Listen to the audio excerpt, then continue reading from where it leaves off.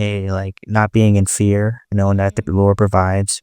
And then also just like, having these conversations where we both see and hear each other's perspective, and we can move forward in a direction. Yeah, definitely during the tour, he was like, oh, where are we going to put the TV on the spot? I'm like, no, it's the sitting room. We're going down to the basement or something. Yeah, I was like, oh. He's like, oh, we'll talk about that later. Hey, you're not about to mess up the feng shui of this room with TV. Put a TV in the dining room. Yeah, right. Yeah. I mean, I guess it is a dining room. It is a dining room. Yeah, you didn't give me that perspective. This is a literal dining table. It's a dining room, yeah. Yeah. You put a TV in the dining. Yeah. Not putting a TV on the wall. That's where you eat. Yeah, watch the game. Nah, let's get it. Or a UFC fight. Basement. Yeah.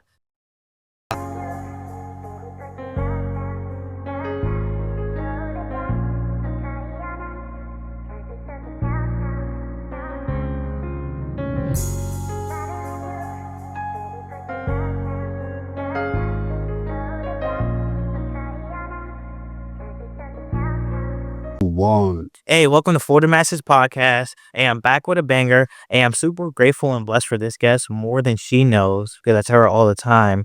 But you all seen her before. Before I tell you who she is and what she does, please follow us on all platforms at For the Masses podcast. Please support the podcast by buy me a coffee. We got the Romans Bible study plan. It's live, so go check it out. And before I introduce this guest, I have a verse. Proverbs 5, verse 18. Let your fountain be blessed and rejoice in the wife of your youth. And that's what I have with me. Jessa Bullock Barrett, officially this week. How you doing, dude? Good. Just chilling, doing the podcast. Just doing a podcast, supporting me, supporting the industry. Yeah. Doing guys' work. I'm happy to have an update conversation with you. You're going to be on the show more. We got Sony here. We're going to ask some questions. And we're going to talk about the concerts we have coming out. Yeah. Okay. We're fresh off the _𝐬𝐲𝐫𝐿 concert. Sony got his _𝐬𝐲𝐫𝐿 hat on. And I got my Malta of Harold hat on. We got all the Christian merch on. I should have worn my _𝐬𝐲𝐫𝐿 t-shirt. We should have worn your _𝐬𝐲𝐫𝐿 t-shirt. That might have been the No Big Deal t-shirt.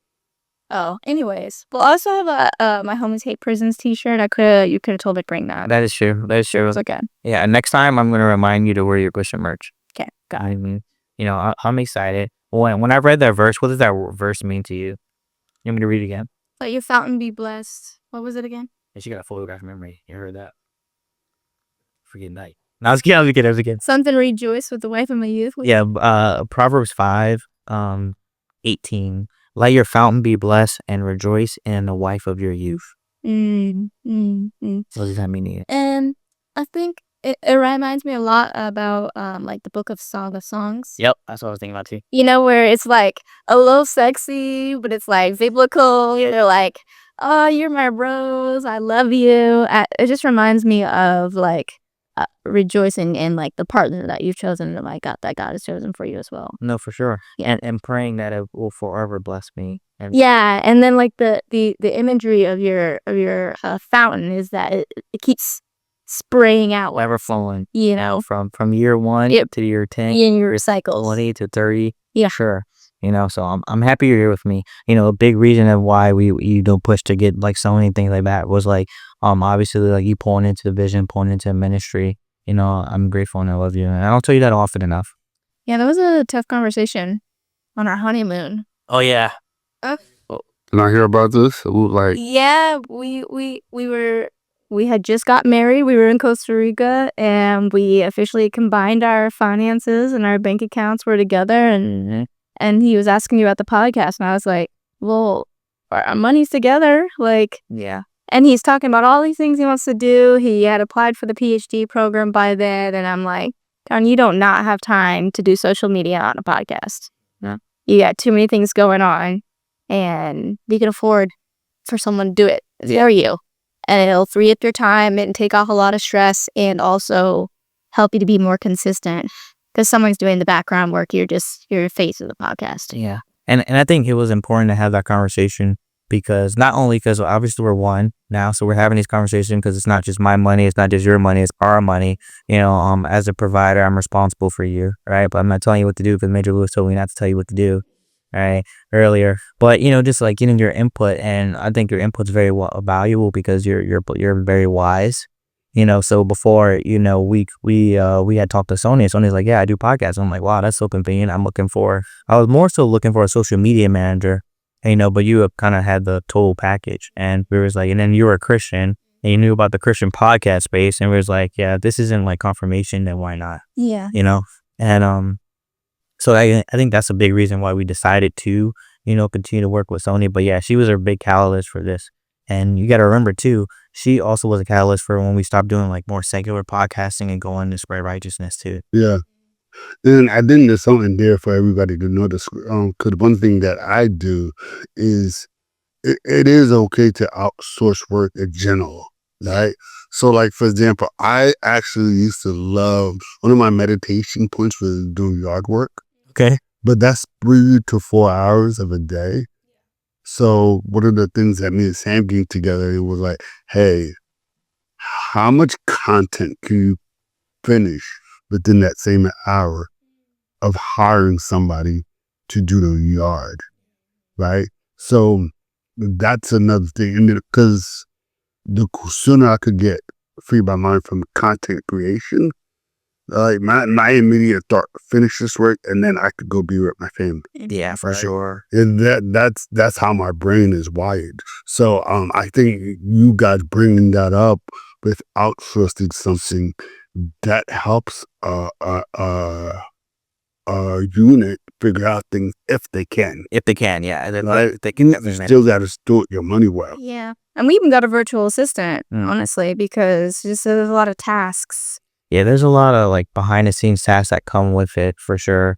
So like definitely have a VA to be able to like help with the business side of the podcast, and then treating the podcast like a business. I think was like a big thing, and I think you kind of put me onto that too. I told you to make sure you get the name on the EIN. Yeah. Make sure the name of For the Masses is locked, because I don't know where it's in the Bible, but there's people lurking. Yeah, for sure. Right? So and the devil's always gonna try to find a way to overcome, so like take something over for God's kingdom. For sure. And it's funny that you say that, because my aunt, so my whole family's Christian, for everyone listening. And my aunt is a massage therapist. Fun fact, the Cool Runnings movie that was on Disney Channel, the Jamaican Bobsled Champions, my aunt actually did the soundtrack for that movie. Yeah, so she used to travel here. Music video. We're also in one of her last music videos. We're in a music video just like arguing. Oh.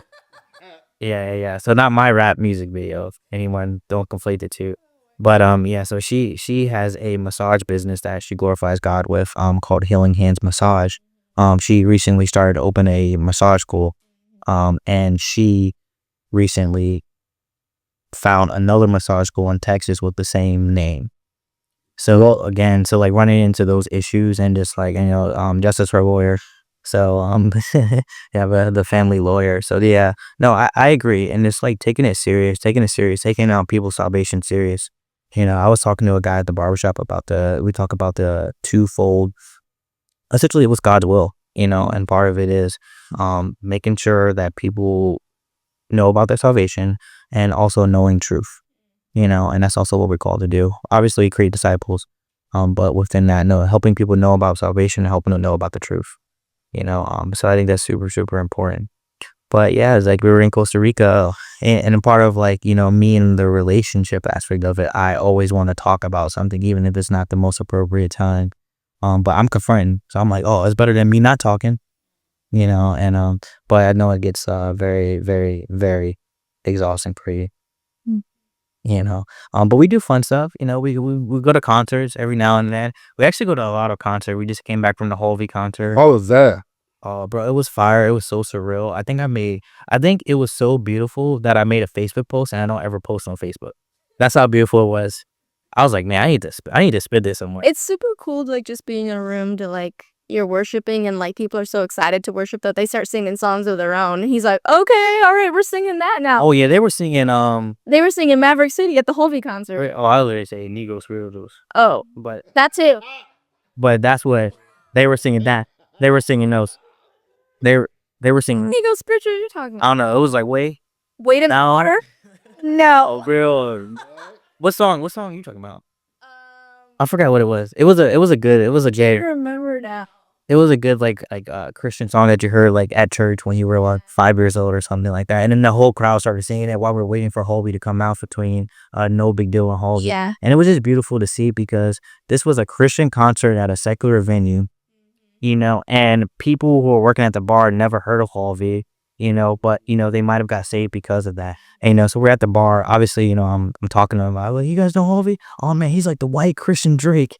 And she's like, what? What? Yeah, taking it. She's like, Okay, well, Yeah. check it out. it's really cool. And they were probably like freaked out because they were like, yo, like these are Christians of all multiple different ethnicities, multiple different ages. So it was such a unique space that people had their kids that were under 5 there, and they just had them on their shoulders, and everyone just like praising, like, Jumping praise around, the Lord. praising, like, yeah. Yeah, it was beautiful to see, and and then he did like a altar call at the end kind of thing, of like, hey, if you don't know Jesus, this is who our Lord and Savior is.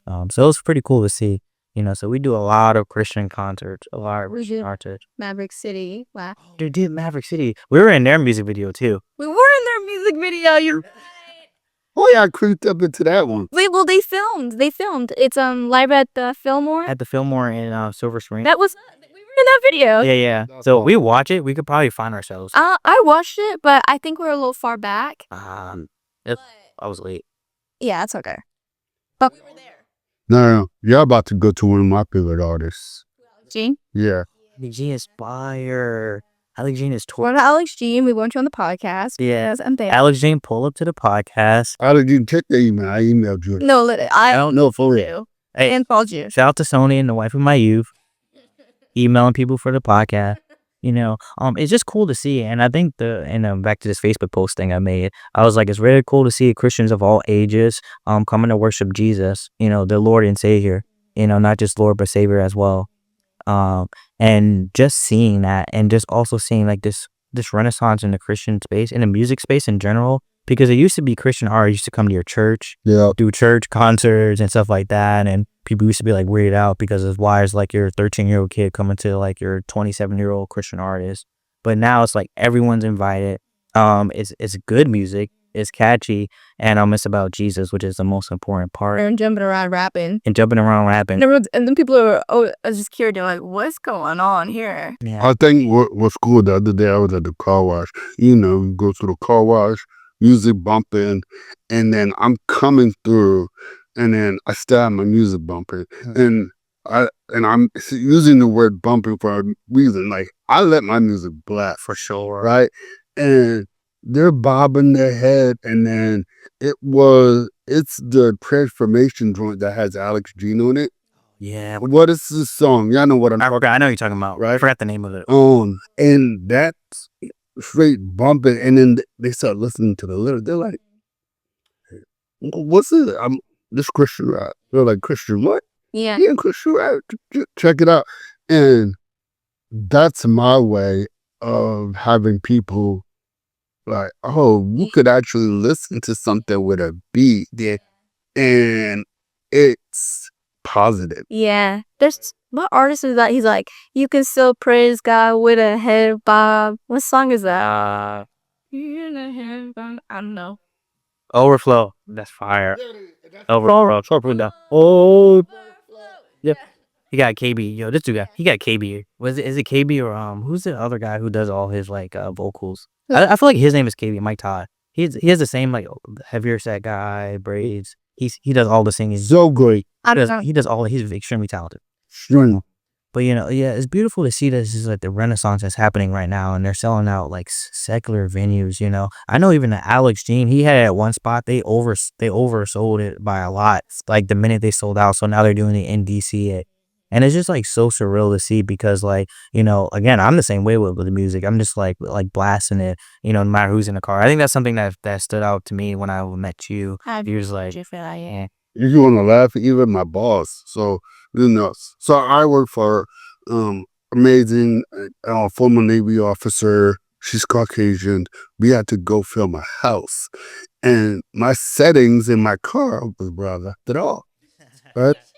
So let me get in, and it's just funny where it landed. And this one, I think I had it on the Tasha Cobb Maverick City song. That's like a remix. And once again, it just started off with God something. Yeah.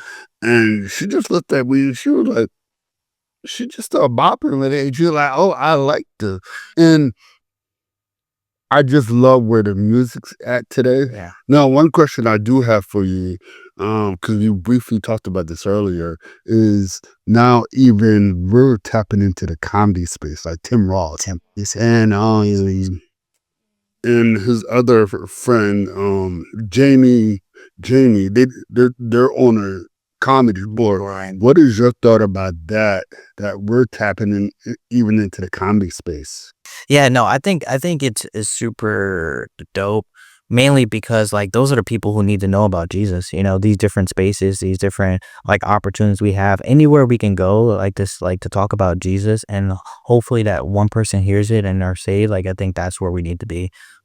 Because like obviously like when you're talking to a believer, that's a completely different conversation, especially when it comes to like to correcting and holding them to a different standard. But if you can go somewhere and let people know that Christians can have fun, they can laugh, and they can talk about Jesus at the same time, what are we talking about? Yeah. What do you think, baby? Well, I think so. That actually reminds me. I think parts of the Bible are actually like hilarious to me. Okay. Like sometimes I think about like if like Jesus existed now, and it's like Peter's walking on the water, and he's like, Peter, keep you doing. It's like, Yeah. or it's like when he denies him 3 times, it's like, I then told you that the rooster was gonna crow. Like there's parts of the Bible that you can be like, dang, that I actually do that, and it's like funny. Yeah. It's very relatable. I agree. It's funny that I want to also see. I haven't like seen any like of like Tim Ross's sets or anything like that, but I would imagine a set being like the different disciples and how they were like acting during the time. Not like the Chosen does, but like really like making it funny. I think that would be super cool. So I think it'd be hilarious. he's actually, because you got a rumor, he's from Cali. Oh yeah. So he's keeping it Christian, but to a point where the secular world could understand where he's coming from, right? I've heard what they're talking about in the podcast, but the fact is, there's still like, he still uses the word nigger and all that stuff because that's where he comes from, but he makes sure that people understand, like, you can still talk a certain way because of where you come from. And if you know how to properly package it and know what your audience is, like, he's not going to say nigga in the pulpit. Yeah, respecting the Right? people. And that's kind of what he's doing in the comedy space. They're like, oh, isn't he X, Y, and Z? And it's allowing people to know, like, you don't have to put on this disguise to be a Christian. Yeah. Right? It doesn't even matter what the highest form is, right? And I'll end with this. The biggest thing I just love about it is that they said when they left the comedy club, the waiter and the waitress said, hey, your crowd is the nicest crowd that we've ever had to sit. Yeah.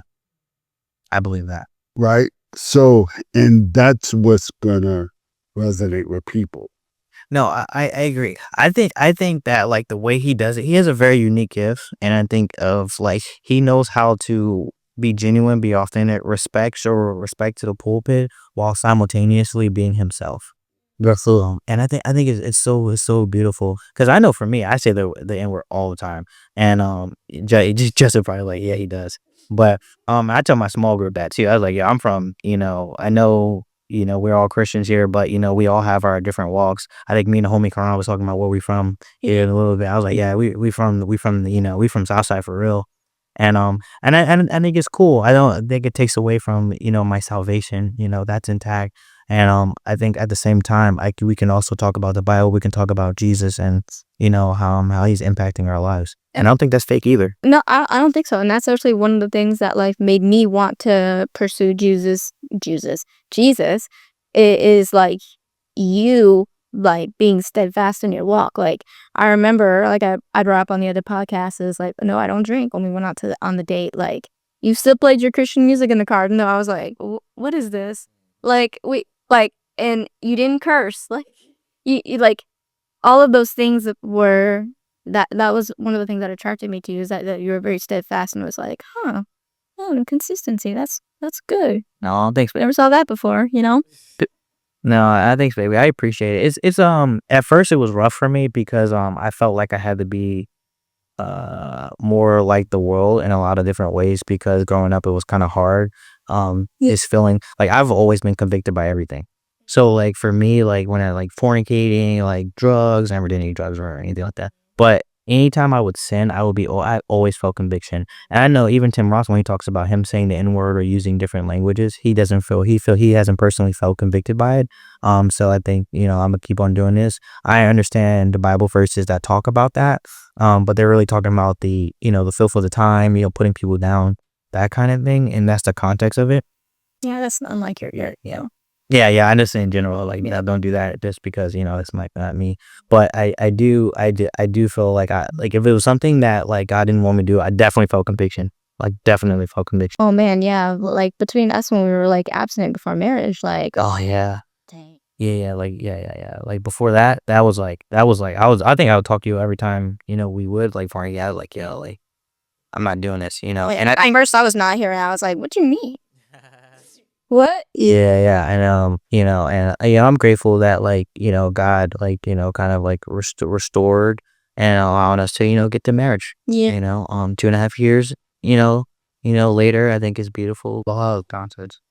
We're at 2.5. No, oh no, that we were abstinent. Okay, yeah. Oh, 2.5 years of like marriage. Oh, no, it's been No, it's been 9 months. 9 months. So 9 months. Oh yeah. That'd been crazy, right? He was like, it's 25 a year that, yeah. So, I know you guys are now creeping into the next section of marriage. You guys are house hunting, or maybe even at the end part of that. Tell me how that's going. How you guys are kind of navigating through that space. For sure. Let me set the stage for you, because I know you want to talk about this. Okay. Well, it's funny because I think on our last podcast we even talked about Major Lewis and just like basing our decisions on the Bible. One of the best examples that I have is it was a family member. I think we were only engaged at this time. And I would always share like financial information with you, but I believe there was a situation where a family member had access to do something financially for them. I know what you're talking about, exactly. And I was like, I'm really torn because I want to help. I have the ability to help, but is it something that I should do? So this goes back to the situation of like, what does the Bible say about it? And we went to the Bible. We saw there was something in there about co-signing in Proverbs. Yeah. And it was like, okay, we decided not to do it. Yeah. And I remember when I showed you, it was like, oh man, John, I didn't know this. This says we shouldn't do it. So we're not going to do it, even though we think it's a situation. And the situation ended up working out probably better than for that family member and good for us as well. So just going back to the word. And now we're in a season of like, okay, we waited, we're married now. Our finances are one because we're one, right? And we really believe in that. Because, I have coworkers. Well, I don't have coworkers. I got friends.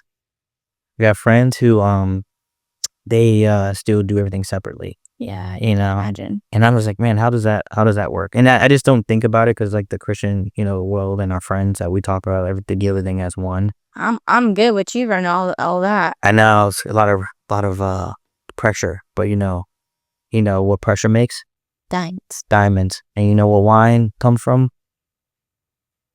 Grapes. They do come from grapes. Yeah, but grapes and pressure. I don't know. I was going somewhere like yeah. Grapes are rough. But so we're at this point now, and we got married, and we had a lot of deep conversation because we both want kids, right? We want to have kids. I think for me as a man, I definitely naturally want to have my what they say ducks in a row before we start having kids and make sure our relationship is strong. We're like really taking an opportunity to like serve God, be a part of the church, like things like that. And we came to a space of like, you gave me a year before we start having conversations again. Well, you make that face. Coming up on it. We're coming up on it. It's at 3 months, before we talk about like the kids thing. And then Sony right here got 6. We're almost 7 right now. So I can't talk. But we're coming on that, and I think that a tough conversation we were having was that I was like, I definitely want us to have more space before we, have kids. And to you took that as you felt like I was pushing, the goalpost back on you. And I took it as like, no, you said you didn't want to move pregnant, so why would we, have a kid before, we're into a house or at least a 2-bedroom apartment? You want to talk about that a little bit before we get into like looking for the house? Which part? The part about where you thought I was pulling the rug from under you by saying that we need more space before we had a kid. Because you thought you took it as like I was just like, oh, and here go a year and a half, here go 2 years. The 4 years. I was still sure when I just didn't know when you'd want to like, officially buy the house. Yeah. I thought that it would have to be a bought house before kids get in the picture, not a rented space. Yeah, no, for sure. And then we had the conversation and then we got on the same page and it was like, oh, okay, that makes sense. I did tell you I didn't want to move pregnant. Do you agree? Yeah. So recently we've been in the market and now we are submitting an offer today for our first house. That's awesome.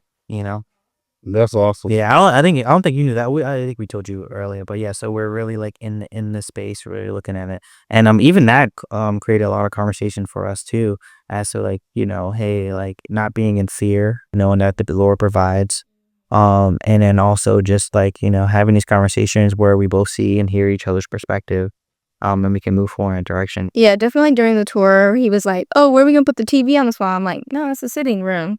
We're gonna go down to the basement or something." Yeah, I was like, oh. And he's like, "Oh, we'll talk about that later."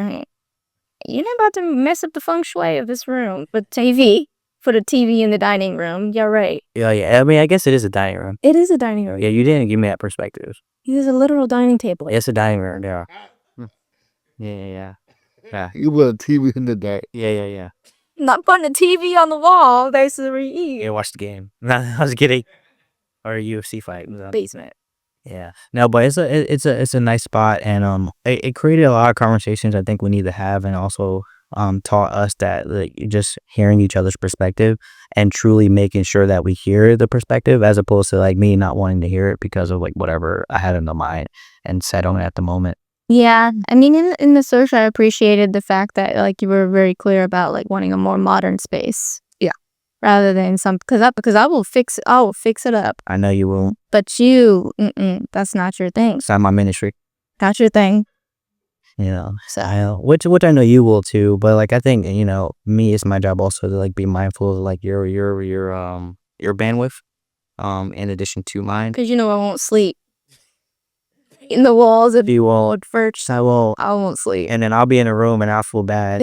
I'll be in the other room banging. You'll be annoyed with me. I'll be like, yeah, why are you hammering at you? So yeah, it creates a lot of conversation, opportunities to become more intimate, not just sexually, but also become closer. I think that's what I'm grateful for, and I think this caused us to be able to have more in addition to me getting hurt, everything I hurt doing jujitsu. Oh, yeah, you forgot.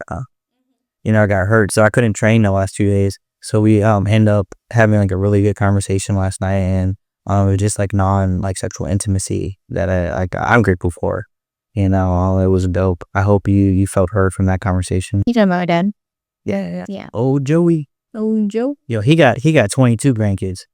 He got 22 grandkids. Joey, how many he got? He got 15. Something like that. I got 22 nieces and nephews. He got 20. Both sides. That's from both sides. But how many grandkids he got? I don't know. He got 5 kids. 1, 2, 3, 4, 5, 6. 7. It's a big family.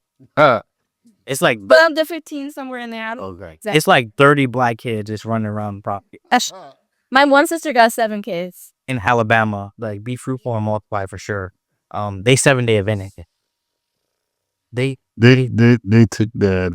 They took it to Nothing on the podcast that's recorded by my siblings. Yeah. Okay. Yeah. We'll leave it here. But they have like a property in Alabama set all of them. I was like, man, they let me in. They just like they let me put a shirt on with the family. Yeah, did. You remember that? We were just dating. Dogs are running around the backyard. You're like, what's going on? Yeah. I was like, yeah, we in the country for real. And my dad had me help him mow the lawn with the riding mower, and it took us 3 hours, the both of us. Yeah, I'm good on that. Yeah, he asked me to get up and go fishing with him. I was like, Did you do it? I was like, Joey, yeah.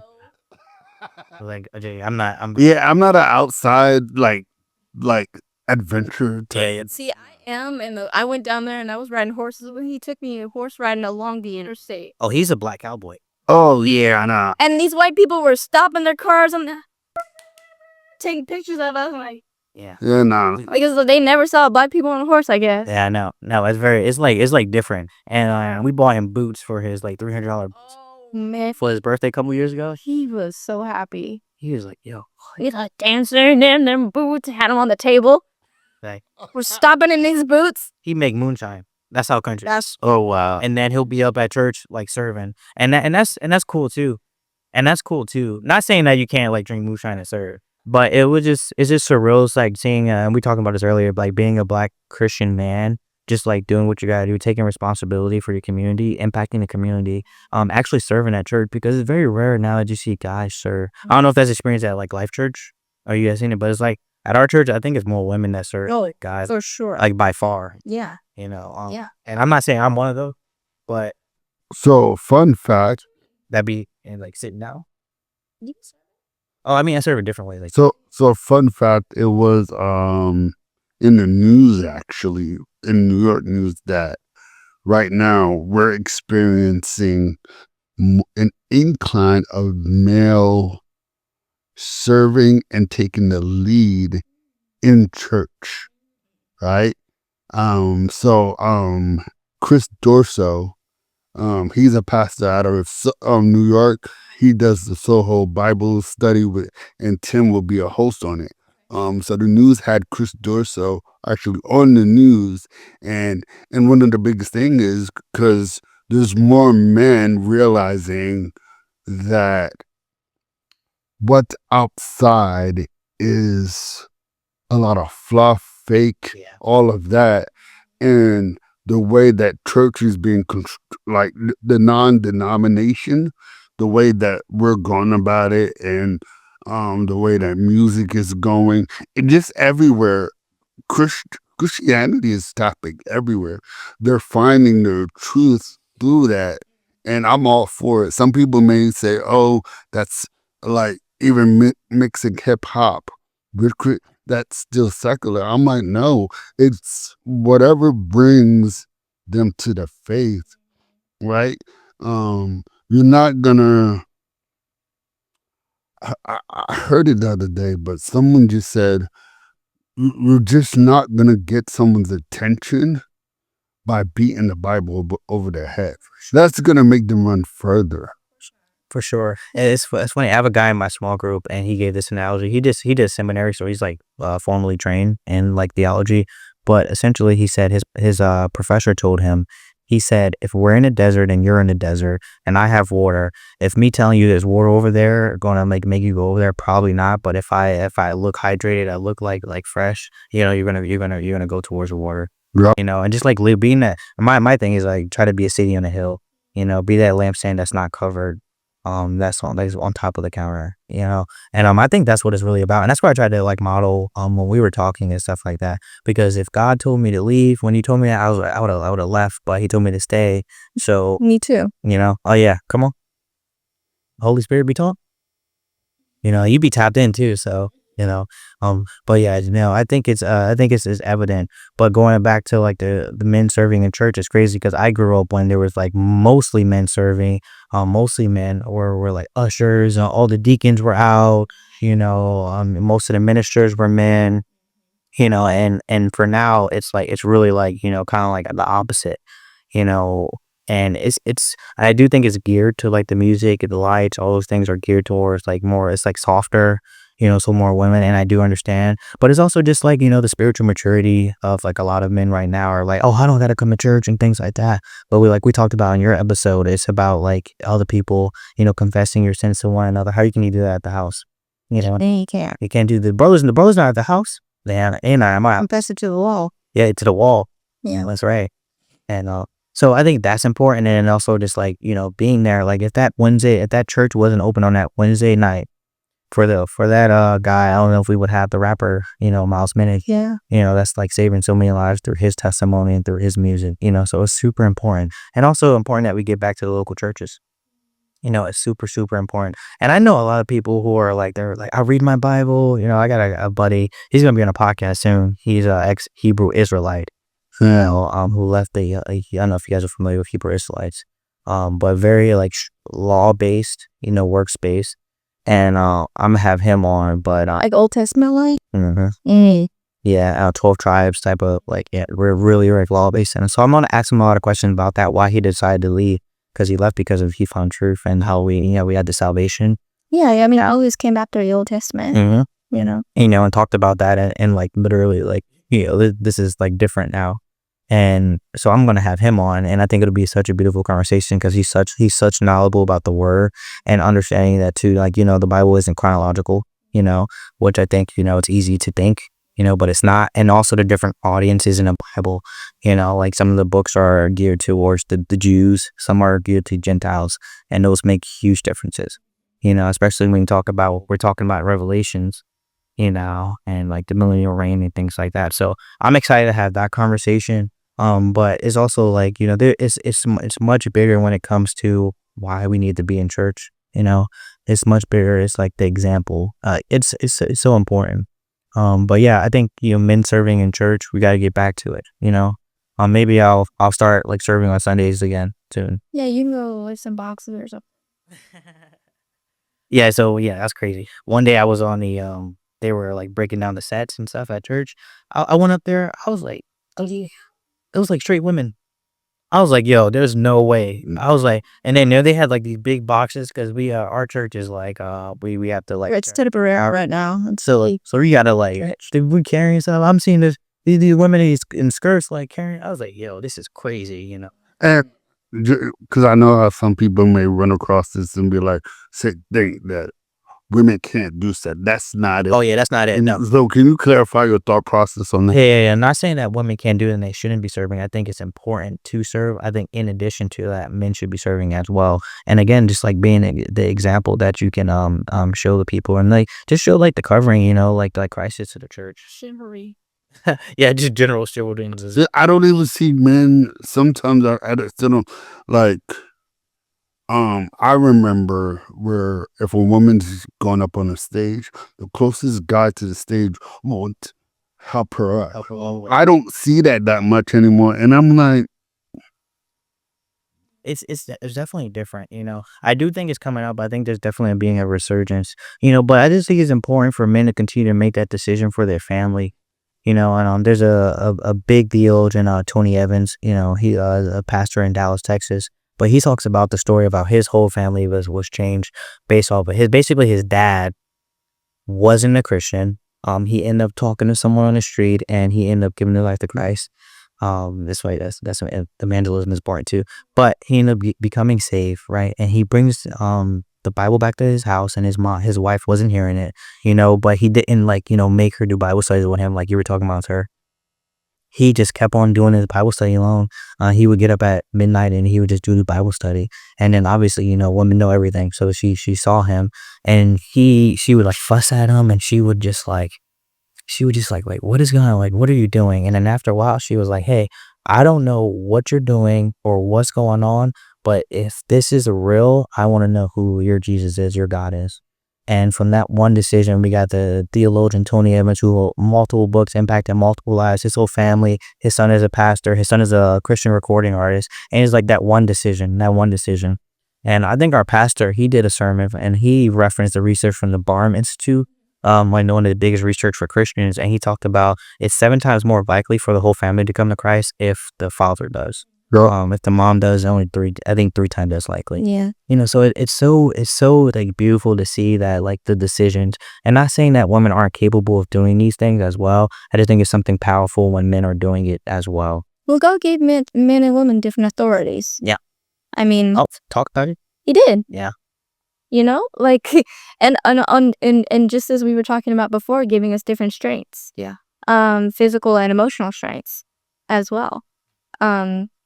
We're talking about pushing the heavy boxes. Like, if you see this friggin' 260 dude who used to be a linebacker and he's sitting on the sidelines while 5'3" Marissa is pushing a box 3 times your size, you better get up. Yeah. Like, And help at least. yeah. And it's not to say that she can't do it, but it's just like, what are you doing?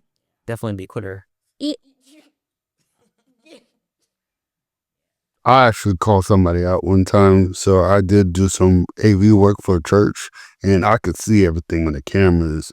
And it was like after breakdown, and I did see a homeboy like just texting while the lady, this lady was carrying like 3 mics, and I took the mic and I retransferred it to go throughout the whole church. I said, "Hey, bruh, can you help Lisa with those mics? Thank you."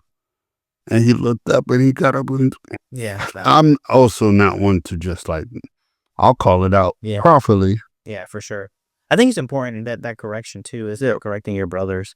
You know, I actually did like a sermon. I was going to do a sermon. I don't guess like a sermon, but like a lesson on correcting brothers. Because again, how I would correct a brother and a believer is different how I would correct a non-believer, or or what are you gonna correct a non-believer? Would you be willing to share about the correction from Santiago?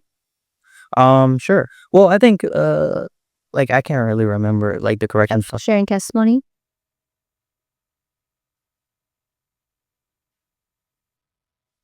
It's okay.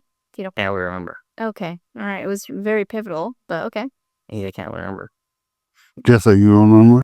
Well, I don't want to tell his story because I don't want to say anything wrong, but during us doing the podcast, I've really been wanting to share my testimony and like backstory about. Okay, I remember now. Okay, you want to pick it up? Yeah, I'll pick it up. So essentially, like my wife is very genuine and sincere, and I feel like as her husband, I'm called to cover her in many different ways, and I know like God does that as well. But I feel like I'm called to cover her in a lot of different ways. I feel like sometimes we have to watch the audiences that we're sharing things. And I tried to control that aspect of things with you. And when I talked to an elder, which was like important when we talked to elders, he said you can't like control those things, and you gotta let your wife speak because it's very powerful, our testimonies and things like that. And he really did correct me on it, and I think from there we haven't had any more conversations about it. And it was about specific things that had happened like throughout my childhood, like relating some trauma. Yeah, it's like I try to curate your testimony for you, and instead of like being like the words that the Holy Spirit gives you to say and just be mindful of the audience and things like that, which I think all things are important, but I don't think it's always up to me to like be able to do that. My job is to, kind of just like support you. Yeah, you're like more so trying to protect my image more than like allowing me to like reach those who've also experienced sexual trauma. I don't think it's necessarily about me protecting my image. I think it was me protecting my image. No, I don't think it was necessarily about me protecting your image. I think it was me protecting my image. And that's what he kind of like brought to me. He was like, "Hey man, is this for you or is it for her?" That's good. I was like, oh, shit. And then he told me, he just started smiling, just kind of like you smile at me when I tell you stuff. You already know. But he was like, oh man. And he basically, essentially, he did the same thing. Got a lot to learn, young buck. Yeah, got a lot to know, young buck. But essentially, he was like, oh man, I did the same thing. And then so many times, most of the times I bring this up to him, he's like, I did the same thing. Especially because both our wives are like really big and have a spiritual gift of prophecy. And, very, very called to do that. So he really did, put me in my place, And I think, cool, it's a learning experience for you, just like when we were talking to Portia about the safety aspect of it. And it was like, yeah, I try to control you and make sure you're being safe wherever you go. But at the same time, like, I can't like control you, I can tell you, and hopefully like, it lands on in the right spot. But I also like, go out. Like I said before, I go out. I'm not checking my surroundings because you're there. Yeah, that's true. That's fire. That's good. That's fire. That's true. But when I'm not there, I'm just kidding. I'm locked down. I was kidding. But no, I think it's important and for correction and elders. But it was funny because I I think as believers, we're called to correct each other. And I think it doesn't necessarily have to be in public. And the Bible literally walks you through how to correct someone, whether that, hey, you do it in private, you do it again. And if not, you do it in front of the whole church.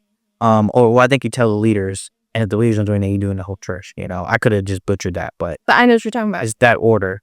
So I stress to my brothers, even when someone's correcting me, I think I was talking to a brother, he lives in DC, and he said he lived in like Southeast or whatever East is considered the bad part. And he was like, bro, I'm from there, bro, like on in front of everybody, so I just texted him. I was like, hey man, man, I'm sorry I offended you, man. I wish you would have called me in private and we would have just, hashed it out there. And he was like, man, you're right. And it's like, this, holding each other accountable.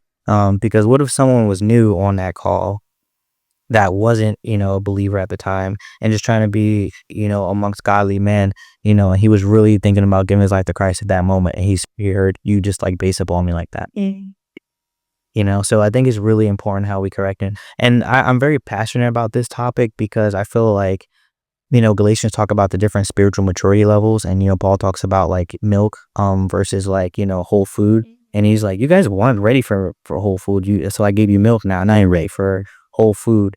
And it's really important for me that when we're in our small group, our life groups, that being cognizant of the spiritual maturity levels so that, and I don't think you have to cater to your audience necessarily, but I think some people who have been in their faith who consider themselves a little bit spiritually more mature, they can, impede on people who are like new to the faith, trying to figure it out. Like the prosperity gospel stuff, he thought, like not talking about suffering and talking about suffering. Yeah, it gets me upset when people talk about the prosperity gospel, more so because if there's an absence of a test and a testimony or something like that, they'd assume it's prosperity gospel. And it's like this need for Christians to offer suffering into every single conversation. Well, Christians are, well, not just Christians, humans are critical.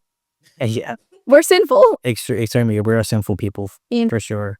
And it just gets uncomfortable for me. And I think because I've been around Christians for so long that like I've seen all of it in the sense of like people who are like, overly optimistic.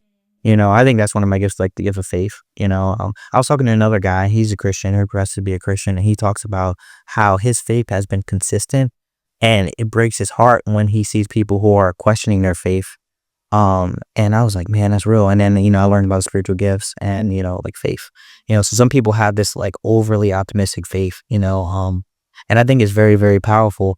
But again, I just feel like we can't impede on like people in different spiritual maturity levels. And I know I'm really passionate about it. So I was so passionate about it, I actually came up with like a sermon or like a something I would tell to my brothers and about the tongue. Oh yeah. Yeah, about this is the verse in James about the tongue and how it can steer a ship. It's that small and that powerful. So I'm super passionate about that, and correcting brothers about that is like, hey, you got to remember spiritual maturity levels, and I think that's a conversation I'll have in private with people, before I actually, bring it up in Coleman. But yeah, thanks for remembering that. So one thing that I kind of saved to discuss here, because something was telling me somebody else may be wrestling with this, is and I think Jessa will probably be able to chime in more about this, is how do you help, and whoever roles helps that person more, you could chime in wherever. How do you help someone navigate past trauma? And here's where I'm going with this. And this is me being vulnerable. Earlier this week, me and Sam had a very deep argument, and she said something that was triggering for me, because my trauma is third world abandonment and some sexual trauma and all of that. So now it just steered me and made me feel like it crossed my mind, like, are you about to abandon me? Right? So like, how do you help that person come back into reality that no, this is not that chapter that you're in. Like, whoever needs to take whatever part in that question. I mean, well, the first thing that comes up for me is, I don't know if you've ever heard any word upward, outward. Is like self-inflection, looking up to God and then projecting out what you've learned from God as your testimony. But obviously that first part starts with self-reflection. What triggers you? Why is this triggering me? It's talking about like having a therapist in conjunction to your faith walk. Obviously the Lord is your healer, and you can take anything to the Lord, but when you're having conversation and you're putting things out and you're saying it out loud and for me, one of the biggest hurdles that before John and I got married was I thought I'm dirty. And it took a lot for me to say that out loud and say like, what? I'm not dirty. What does that even mean? But it took me saying it out loud to be able to reflect on it and say like, that doesn't make any sense. Yeah. To go back and say like, I'm not the one who inflicted this trauma on myself, or, I'm not stained. And it took a lot of internal work, first and foremost. And then the second thing that comes to mind when I say upward is keeping your eyes on Christ. So the biggest thing in conjunction to my therapy walk, and figuring out how to heal from the trauma, and it's still something that I'm doing. The Lord kept saying to me, say my name. When I got triggered, he would say, call on my name. If I could remember nothing else, I could just remember to say Jesus, Jesus, Jesus, Jesus, Jesus, help me, Jesus. And it could bring me back. And, I don't always remember to do it, but it's one thing that he consistently has said to me is bring me back. And that's part of the reason why I even got this tattoo is I can look down and say, I'm his. It's not his. It's a very easy reminder for me in the moments to say, okay, reel it back. And then the last part is outward, is, sharing your testimony so that other people can say, she's not dirty. She's experienced this thing, but I've experienced this thing. Like, hey, maybe I'm not dirty either. Hey, maybe I can find love from people, and not always be stuck in this toxic relationship, or this relationship, just this person wanted me for my body or whatever. Those are my thoughts. Yeah, she's spitting. Mhm. That's fire. Oh no, baby. I think it's beautiful. For me, it's beautiful because I get to see the transformation. And like I really see that God restores in real time. I saw it in you. I saw it in our family. So seeing these real time is like encouraging for me. Paul talks about we get joy when we see new believers standing firm in their faith. And it's really encouraging, especially when you're on fire. I think we started once you got baptized. I felt like 2 months later you said, John, I feel the fire like going out, and then you just ran to the altar. And I think that you were the only person at the altar that's and it's so encouraging for me. Yeah. That we got to keep our minds on things of above. Yeah. So I think that's beautiful. And I think for me, just as her husband, just like really I'm trying to understand trauma. Because I had no idea about any of it. I didn't know what it looks like. I didn't know that this was like people really get impacted deeply by these things. So I had to learn about it myself. Not only had to learn about it, I had to see if I had any trauma. Is that why I couldn't support you the way that I did? And then also just being able to, again, being a better man of God, really know who Jesus is, knowing what the word is, so that I can actually be there for you. I didn't know you needed that. Yeah. Honestly. Yeah. I mean, and the thing is when I was triggered, my prayer for a year and a half straight would be like, Lord, hold my tongue, because who knows what was going to come out of my mouth. Like, if you don't know. Yeah. And I didn't know that was a byproduct of trauma. Of things come out in fraction to fragments. Fragments, and just spewing anger and just saying things that you just don't remember. You're blocking out in the moment. I didn't say that. Yes, you did. And so that was my prayer. Is just, Lord, hold my tongue. I literally prayed snatch my tongue. And there was a time that I was speaking pretty foul, and the Lord placed the taste of soap on my tongue as a reminder to me. And